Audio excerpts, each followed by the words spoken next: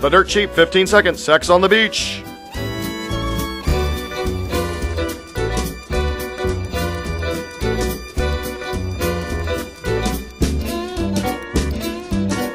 Have fun. Be careful out there. The ITDRoll.com Morning After at Cardinals Spring Training is brought to you by Vogel Heating and Cooling, Charter Communications, Dirt Cheap, Fox and Hound Tavern, The Cheshire, Taco Bell, and Metabolic Meals. Hey, look, everybody. We'll just keep turning out guests. The cat? I thought you were going to take it. I apologize. Marc Rzepczynski is kind enough to sit down with us here on the radio. My question to you, first, I don't know why this is why I was setting it up, because I know the cat's is going to take it over. Let's go. The fact that Tony La Russa is a Hall of Fame manager, and the fact that you were with him for a good stretch of time, never really got command of how to say your name. Yeah. Did that irk you a little bit? No, because nobody can say my name. It's Rzepczynski. Yeah, but I just said it. It's not that hard. He would call you Rzepczynski. Well, Rzepczynski. Technically, that's the American way to say it. Is it really? Yeah. Are you American? Well, yes. yes. And you say it's Rzepczynski. That's the American. He's the manager. Rzepczynski. What?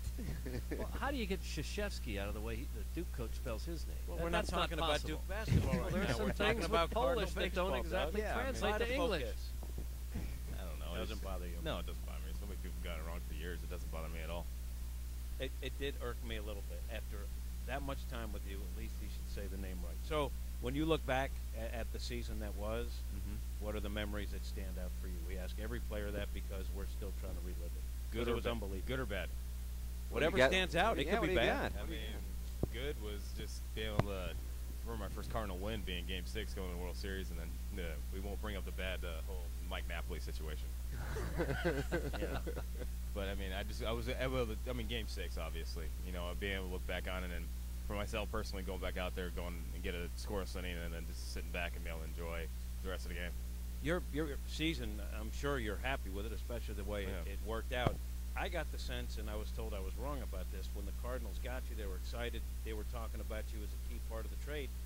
And then it seemed like they weren't exactly sure how to go about using you. Did it seem to you that there was a little confusion how to go about getting you incorporated? In the beginning, before we got Arthur at the time, being the only lefty, Tony, you know, I mean, Tony was great with matchups, but he couldn't find the right time to use me sometimes, and sometimes I'd go a couple days without pitching because he just didn't find the right situation. Well, when we got Arthur, changed a little bit. You know, I went from pitching one batter sometimes to 3 innings, just depending on what the situation was called upon. But I'm glad they had faith in me to just not to go out there and get lefties out, to go out in there and get righties out too. Yeah, and you're a guy that they've talked about, at least when they got you, is maybe somewhere being a starter down the road. I mean, are you happy with the role right now? Yeah, or I mean, down the road, do you think maybe I could start? You know, down the road, that's up to them. I mean, I know I could do both. That's not the problem. But right now, I love pitching every day. It's just when you do bad, it's quick.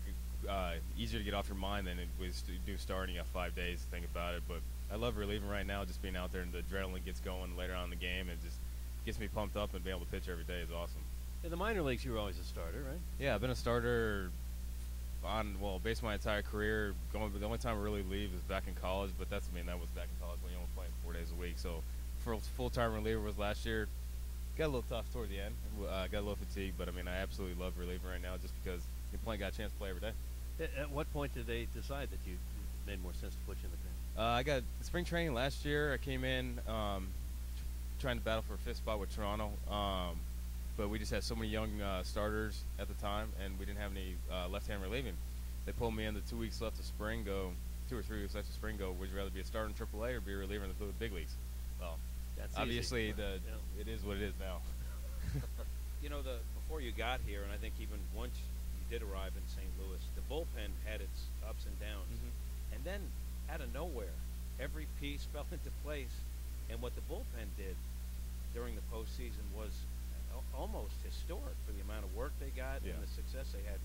What was it like being a part of that, where everyone seemed to have it going? Oh, I think we just feeded it all off each other. When one guy did well, we expected all of us to do well, and then we just kept the adrenaline and confidence just kept feeding off each other, and then it goes back to Tony giving us confidence to go out there and get 15 outs if we had to, or I mean sometimes more than that. Yeah. Just depending on the situation, but him just giving us confidence and go out there that he knows we're going to get outs, and then us feeding off each other, I think built us to where we had the success. Marc Rzepczynski sitting down with us here on the ITDRoll.com morning after 590 The Fan, KFNS, and KFNS.com as we broadcast live from Jupiter, Florida. We hear a lot about the Cardinal way. It's become a kind of a mainstream term here over the last few years with all the success. You experienced a tangible change right there in the middle of the season. Was there a clear difference between, I'm not looking at you to kill the Blue Jays or anything like that, but do you notice a difference when you come over here, or is that just kind of maybe a media You know, it's just going over from realizing you're in an organization that's been around for 100 years or so, and the success that we've had is just the persona. Yeah, the Blue Jays have been good, but they haven't been around as long as the Cardinals have. I mean, they had the 92, 93 back with the Blue Jays, but no, playing in that AL East is just tough to win. And I mean, you're finished 5 games over 500, 10 games over 500, and you're still could be 10 games out, depending on the situation. But coming over here, I mean, it's just a great historic part, and then realizing all the names that have been played for, and then just with Tony being the manager, I mean, a Hall of Fame manager at the time, you wake up every day being grateful for who you are and for what you do. Even though they got things going in Toronto, at least seemingly on the right track, playing there because it's another country, there's tax ramifications, there's travel that, going through customs. I know as much as baseball teams travel, that's not an ideal situation for a player. No disrespect to the city, which is great. The city of Toronto is great. They have the support there. It's just, first of all, Canada is a hockey country. I'm not a big hockey fan, so I'm not going to bring in the hockey too much. But they do have the fans there. It's just hard to win in that division. The travel sometimes makes it hard to go play there. I know it takes a lot for guys to go there, but overall, as the organization is great. The coaching staff's good. The management's great. It's just going out there and getting the players that they need to.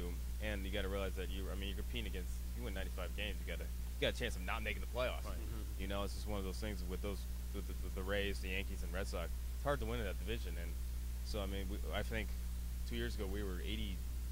I was 82 and 77 or something like that, or 75, and we were 10 games back. I mean, that was the best year they had in a long time, and they're gonna be good in the future. They got a lot of young team, a lot of young guys over there, but they'll be good in the future. They're never gonna be competing with the Rays and the Yankees and Red Sox in the future. Did you see that trade coming? Do you have any inkling at all that you were on the market and then you might get moved? No clue, because just being a young guy, and at the time, Toronto had control of me for, another 5 years or something like that. I know St. Louis got control of me for 4. I guess I'm looking at it now, if that might do my math right. So I definitely didn't see it coming, but I also felt it was, it was an honor to get traded. I look at it now because I'm the only guy left of the trade right now at the time. So it goes to me that St. Louis wanted me. So it actually gives me a confidence boost for that I might be here a while and hopefully do good things here too. With Dave Duncan gone and Derek Lilliquist, who I know you worked with last year, is that much of a change for you in the feedback that you get from the coaching staff? It's one of those things. Unfortunately, I didn't get much time with Dunk.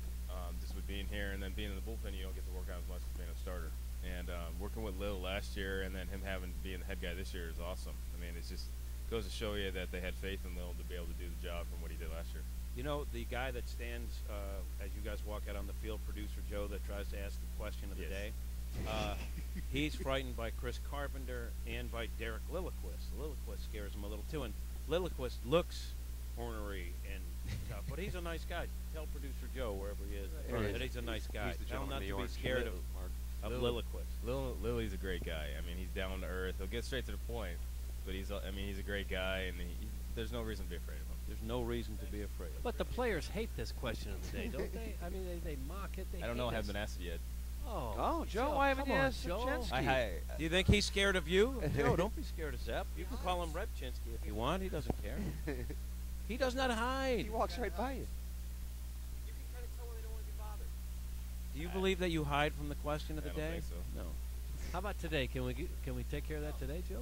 You're not going to ask him the question? Don't get it on request. This isn't Casey Kasem. Wow. All of a sudden, the guy. believe Who's it, I'm this here. guy? Who's this guy? Hello to this guy. How about this guy? How about this guy? All right, so you will do the question if Joe has the If he's not asking somebody right there at the same time, yeah. It's done today. I'll cut off whoever I'm asking at that time. Even if you finally get Carpenter? Rude, Even if Carpenter's about to give us the greatest answer of all time. Please don't cut off Carpenter. I can yell that later on. Talk about a guy who hates me.